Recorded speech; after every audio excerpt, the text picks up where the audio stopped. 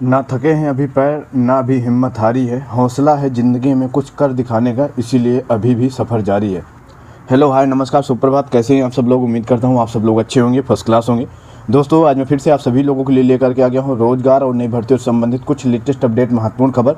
तो प्लीज़ आप लोग इस वीडियो कंप्लीट एंड तक जरूर देखना। वीडियो अगर आप लोगों को हेल्पफुल लगे तो प्लीज़ वीडियो को लाइक के साथ शेयर जरूर करना और प्लीज़ चैनल को भी जरूर से जरूर सब्सक्राइब कर लेना।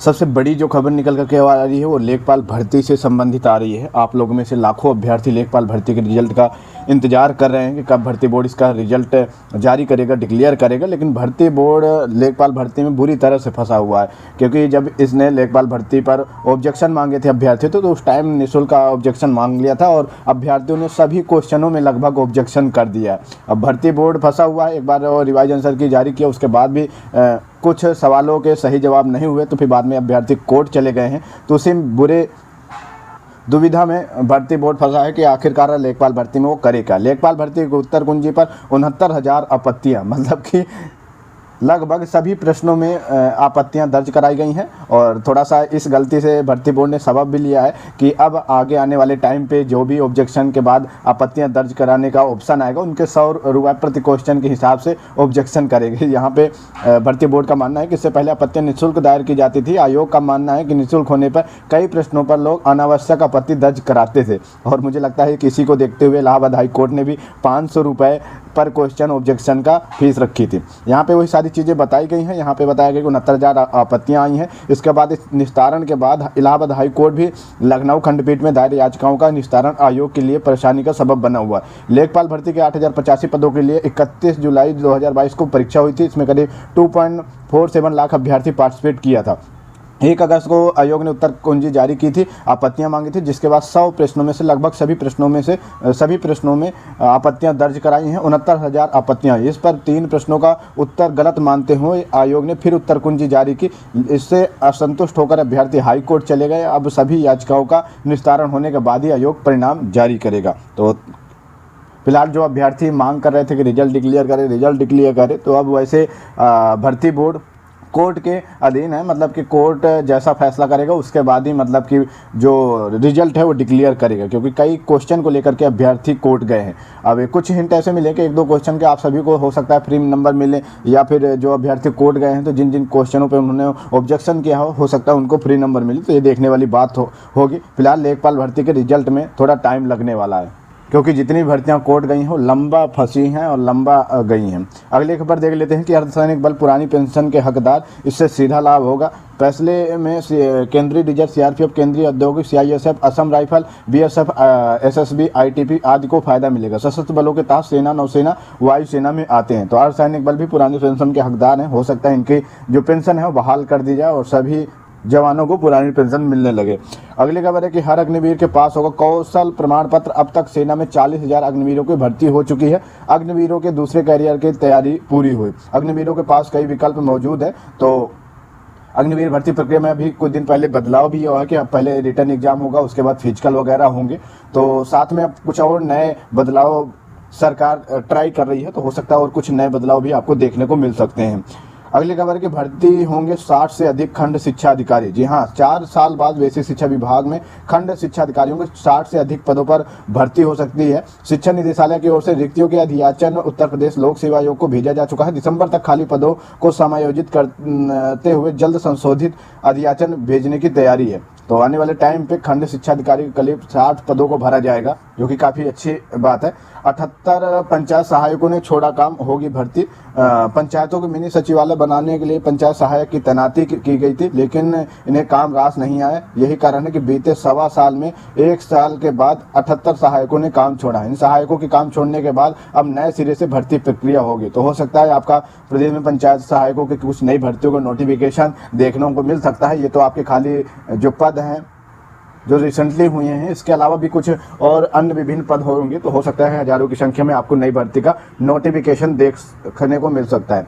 अगली खबर है कि 245 बेटियों पर बेटियों का हासिल की सफलता, योग्य अभ्यर्थी न मिलने से 540 पद रह गए खाली। चिकित्सा अधिकारी के 962 पद पर चयनित हुए सिर्फ 422 कैंडिडेट। तो अभी इसका रिजल्ट डिक्लेयर हुआ है, लेकिन हैरानी की बात यह है कि पद थे आपके 962, लेकिन जो चयनित हुए हैं 422 ही चयनित हुए हैं। बाकी जो पद हैं वो खाली हो गए हैं। खाली रह गए हैं। तो अब देखने वाली बात होगी कि अब भर्ती बोर्ड क्या करता है, नई भर्ती का नोटिफिकेशन इसका जारी करता है या फिर ऐसे ही खाली पद रहने देता है।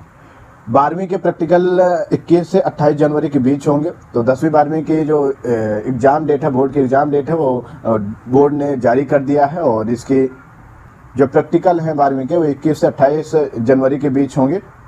देख लेना आप लोग अगर 10वीं 12वीं के छात्र हैं तो। ठीक है, अगली खबर है कि भैया सिपाही भर्ती परीक्षा में एक नकलची हुआ गिरफ्तार और एसएससी जीडी का एग्जाम चल रहा है और इसमें भी अब मुन्ना भाइयों की धरपकड़ स्टार्ट हो गई है, खुलासे गड़बड़ी के होने स्टार्ट हो गए हैं। आगे देखो अभी और कितने बड़े बड़े खुलासे होते हैं। एक मुन्ना भाई हैं जिन्हें पकड़ा गया है और यहाँ पर हैरानी की बात यह है कि इलेक्ट्रॉनिक डिवाइस कान में लगाकर माइक्रोफोन आधार व प्रवेश पत्र बरामद किया है। इमरान ने बताया कि वह सोलवर गैंग का सक्रिय सदस्य है। वह वर्ष 2021 में उत्तर प्रदेश, यहाँ पे देख सकते हैं, उत्तर प्रदेश पुलिस में उप निरीक्षक पद पर की भर्ती में सोलवर गैंग के संग मेरठ में काकंडखेड़ा थाना क्षेत्र से गिरफ्तार हुआ था। तो ये महाशय पहले भी गिरफ्तार हो चुके हैं, दरोगा भर्ती में गड़बड़ी घोटाला भी किया था, तब भी गिरफ्तार हुए थे। इससे पहले सिपाही भर्ती में भी गड़बड़ी घोटाला किया था, उसमें भी गिरफ्तार हुए हैं और अब एसएससी जीडी में कांड करने में लगे हुए हैं तो इसमें भी गिरफ्तार हुए हैं। अब एक बात ये समझ में नहीं आती कि पुलिस अगर इन लोगों को गिरफ्तार करती है तो वो कुछ दिन अंदर रखती क्यों नहीं है, छोड़ क्यों देती है। जब दूसरा एग्जाम आते हैं तो फिर ये एक्टिव हो जाते हैं और फिर गड़बड़ी घोटाला करने लगते हैं। तो ये चीज़ खुद ये एक्सेप्ट कर रहे हैं, लेकिन अब देखो पुलिस क्या करती है, इसको पकड़ के फिर छोड़ देती है एग्जाम के बाद या फिर ऐसे ही रहता है। अगली खबर है कि सहायक प्रोफेसर भर्ती प्रक्रिया में संशोधित परिणाम की चुनौती, हाई कोर्ट ने सुनवाई कर उच्चतर शिक्षा सेवा आयोग से जवाब मांगा है। तो अभी कुछ दिन पहले ये भी भर्ती आपकी कोर्ट में गई है। तो सहायक प्रोफेसर के भर्ती को लेकर के कल आपके केस की हेयरिंग हुई और उस पर हाई कोर्ट ने आयोग से जवाब मांगा है। देखो आयोग इस पर क्या जवाब देता है, देखने वाली बात होगी।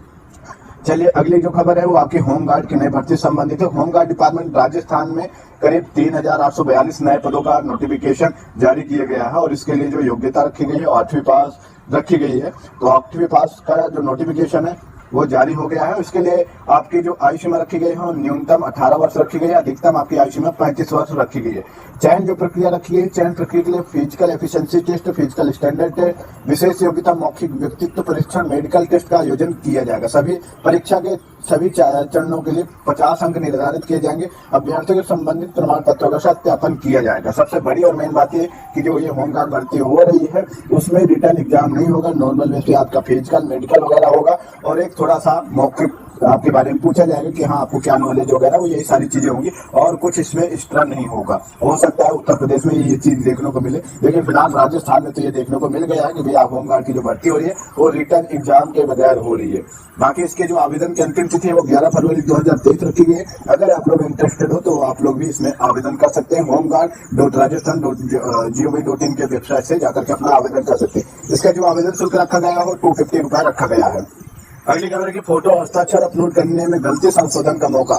पीसीएस जे परीक्षा में कई अभ्यर्थियों के आवेदन में त्रुटि मिली है और अभी संशोधन को दूसरा मौका मिल गया है। तो देखो अभ्यर्थी अपना जो संशोधन वो कर लेते हैं तो अच्छी बात है। तो दोस्तों ये थे आज के रोजगार और नई भर्ती से संबंधित कुछ लेटेस्ट महत्वपूर्ण खबर। उम्मीद करता हूँ वीडियो आप लोगों को हेल्पफुल लगी होगी। तो प्लीज वीडियो को लाइक शेयर जरूर करें, चैनल को भी जरूर से जरूर सब्सक्राइब कर लें और एक बहुत ही जल्द मैं कांस्टेबल पर और वीडियो लाने वाला हूँ क्योंकि बहुत ही जबरदस्त खबरें आ रही हैं, लगातार खबर आ रही है। क्योंकि सस्पेंस बना हुआ कि विज्ञापन कब जारी होगा। इसके लिए आप लोग चैनल को सब्सक्राइब करो और बाकी वीडियो को शेयर कर दो। मैं आपको बहुत ही